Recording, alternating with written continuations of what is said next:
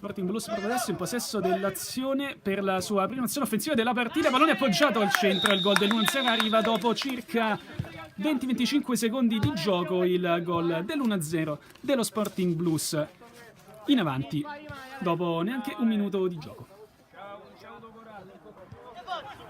Della Toro viola Sporting Blues che si sposta subito in avanti, il tiro di destro del numero 20 Santoro del 2-0 dopo 2 minuti di gioco, partita che si preannuncia molto divertente almeno per una delle due parti in gioco. Il 2-0 dello Sporting Blues con Santoro dopo 2 minuti.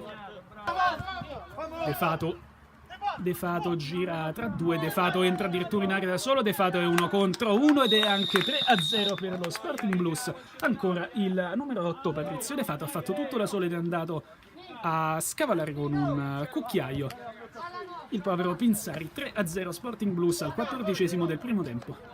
Ardo Patrizzi, Boccalini per De Fato a spazio, tenta addirittura un cucchiaio a servire, Schiavone che si concede un colpo spettacolare, non altrettanto efficace.